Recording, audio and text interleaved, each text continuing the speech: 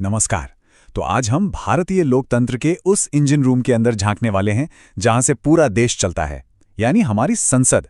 आखिर ये काम कैसे करती है, इसके असली नियम क्या हैं, और सबसे जरूरी, ये हमारी जिंदगी पर कैसे असर डालती है। चलिए इन्हीं सब सवालों के जवाब ढूंढते हैं। सबसे पहले एक बहुत ही बेसिक लेकिन सबसे जरूरी फर्क समझना होगा। देखिए, हमने अपना संसदीय सिस्टम ब्रिटेन से लिया है, जहां संसद ही सबसे ऊपर है, मतलब वो जो चाहे कानून बना सकती है। लेकिन इंडिया में कहानी एकदम अलग है। यहां असली बॉस है संविधान। हमारी संसद संविधान से बनी है, संविधान के लिए बनी है, और उसे हमेशा संविधान की खींची हुई लकीर के अंदर ही काम करना होता है। और इस बात पर आप कह सकते हैं फाइनल स्टैंप लगाया सुप्रीम कोर्ट ने 1973 के ऐतिहासिक केशवानंद भारती केस में। कोर्ट ने साफ साफ एक लक्ष्मण रेखा खींच दी और कहा कि देखो, संसद संविधान को बदल तो सकती है, लेकिन उसके मूल ढांचे को, उसकी आत्मा को हाथ नहीं लगा सकती। तो एक बात साफ है, भारत में बॉस हमेशा संविधान ही रहेगा।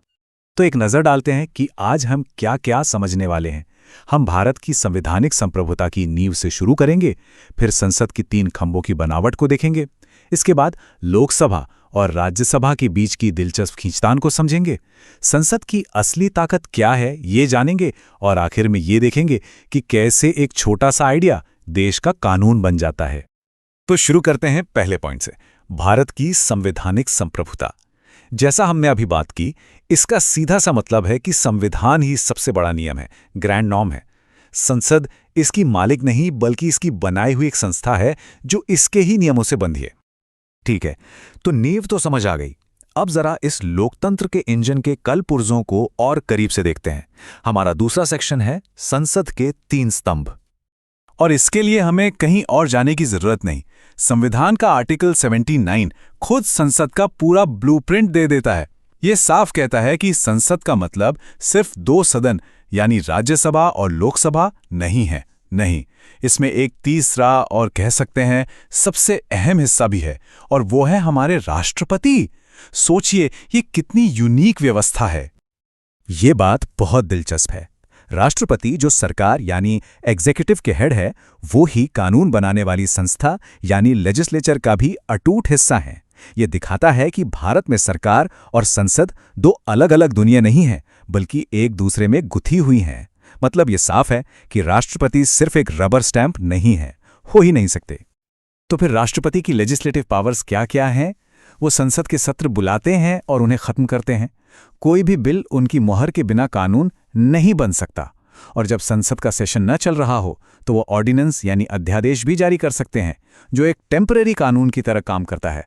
और इस शक्ति का एक बड़ा जबरदस्त उदाहरण है 1986 का, जब राष्ट्रपति ज्ञानी ज़ैल सिंह ने इंडियन पोस्ट ऑफिस बिल को हमेशा के लिए अपनी जेब में रख लिया था, जिसे पॉकेट वीटो कहते हैं। तो ये ताकत सिर्फ कागजों पर नहीं है, पर हाँ, इस ऑर्डिनेंस वाली पावर पर भी सुप्रीम कोर्ट ने एक बड़ी लगाम लगाई हुई है।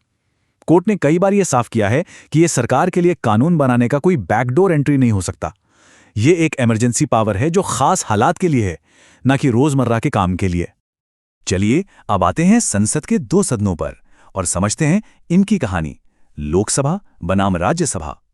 ये सिर्फ 2 अलग-अलग कमरे नहीं हैं, बल्कि 2 अलग-अलग सोच और ताकत के सेंटर हैं। तो पहले है लोकसभा, जिसका नाम ही है लोगों का सदन, the house of the people. इसमें 543 सदस्य हैं, जिन्हें सीधे हम और आप जैसे लोग हर 5 साल में वोट देकर चुनते हैं। ये सदन देश की जनता की सीधी आवाज है। और दूसरी तरफ है राज्यसभा, यानी राज्यों की परिषद, द काउंसिल ऑफ स्टेट्स। इसमें 245 सदस्य हैं, जिन्हें जनता सीधे नहीं चुनती, बल्कि राज्यों के विधायक चुनते हैं। ये सदन केंद्र में राज्यों की आवाज उठाता है। तो चलिए इस टेबल से समझते हैं कि दोनों में असल फर्क क्या है। लोकसभा, जो जनता का सदन है, उसका कार्यकाल 5 साल का होता है और सरकार गिरने पर वो भंग भी हो सकती है। वहीं राज्यसभा एक परमानेंट हाउस है, वो कभी भंग नहीं होती। लेकिन असली पावर गेम शुरू होता है पैसे और सरकार की जवाबदेही के मामलों में। मनी बिल्स सिर्फ और सिर्फ लोकसभा में ही पेश हो सकते हैं। राज्यसभा उस पर सिर्फ 14 दिन की देरी कर सकती है, उसे रोक नहीं सकती। और सबसे बड़ी बात, सरकार सिर्फ लोकसभा के प्रति जवाबदेह होती है। अगर लोकसभा में बहुमत गया तो सरकार गई। लेकिन इसका मतलब ये नहीं कि राज्यसभा कमजोर है, बिल्कुल नहीं। वो एक तरह से भारत के फेडरल स्ट्रक्चर की गार्डियन है। उसके पास कुछ ऐसी खास शक्तियां हैं जो लोकसभा के पास भी नहीं है। जैसे सिर्फ राज्यसभा ही संसद को ये ताकत दे सकती है कि वो राज्यों के किसी विषय पर कानून बनाए। ये बहुत बड़ी शक्ति है। ठीक है, तो स्ट्रक्चर तो देख लिया। अब सवाल ये है कि संसद आखिर करती क्या है। तो चौथे सेक्शन में हम समझेंगे संसद की असली ताकत। ये कैसे राष्ट्र की महापंचायत की तरह काम करती है, जहां देश के सबसे बड़े मुद्दों पर बहस होती है और फैसले लिए जाते हैं। ये चार्ट देखिए, इससे साफ पता चलता है कि संसद का काम सिर्फ कानून बनाना नहीं है। हाँ, वो इसका सबसे बड़ा काम है, करीब 40%। लेकिन उसके अलावा ये देश के खजाने पर कंट्रोल रखती है, सरकार से सवाल पूछकर उसकी लगाम खींचती है और जरूरत पड़ने पर संविधान को भी बदलती है। इसके बहुत सारे काम हैं। तो सवाल उठता है, ये जवाबदेही तय होती कैसे है? इसके लिए संसद के पास कई हथियार हैं। सबसे फेमस है क्वेश्चन आवर, जहां सांसद मंत्रियों से सीधे तीखे सवाल दागते हैं। फिर आता है जीरो आवर, जो कि एक प्योरली इंडियन इन्वेंशन है और मीडिया का फेवरेट भी। और सबसे बड़ा ब्रह्मास्त्र है नो कॉन्फिडेंस मोशन, यानी अविश्वास प्रस्ताव। ये सरकार के लिए एक अग्नि परीक्षा जैसा होता है।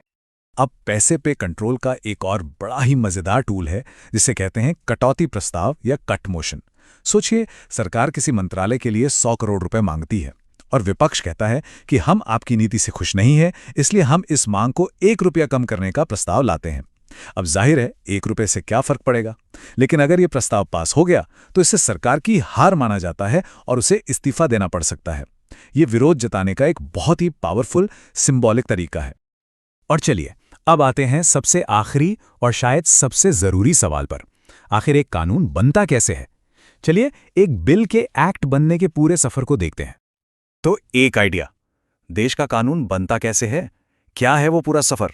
देखिए, ये कोई जादू नहीं है। ये एक बहुत लंबी, बहुत डिटेल्ड और कभी-कभी थका देने वाली प्रक्रिया है, जिसमें हर एक शब्द पर, हर एक कॉमा पर बहस होती है। ये पूरी प्रक्रिया मोटे तौर पर 3 रीडिंग्स में बटी होती है। पहली रीडिंग में तो बिल को सिर्फ हाउस में पेश किया जाता है, एक तरह की फॉर्मेलिटी है। असली माथापच्ची होती है सेकेंड रीडिंग में।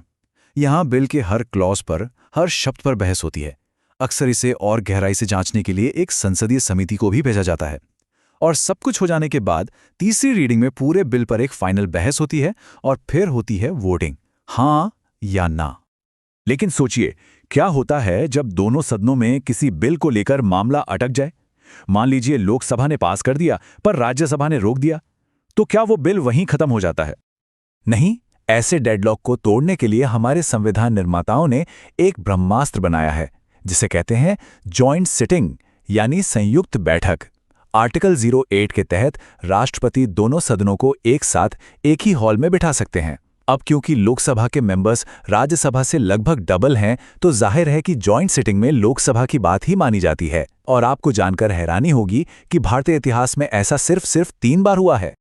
और ये सब हमें इस चर्चा के अंत में एक बहुत ही गहरे सवाल पर लाकर छोड़ता है। हमारे संविधान निर्माता, खासकर डॉक्टर अंबेडकर, जब ये सिस्टम बना रहे थे तो उनके सामने एक चॉइस थी, एक स्थिर सरकार चुने या एक जवाबदेह सरकार।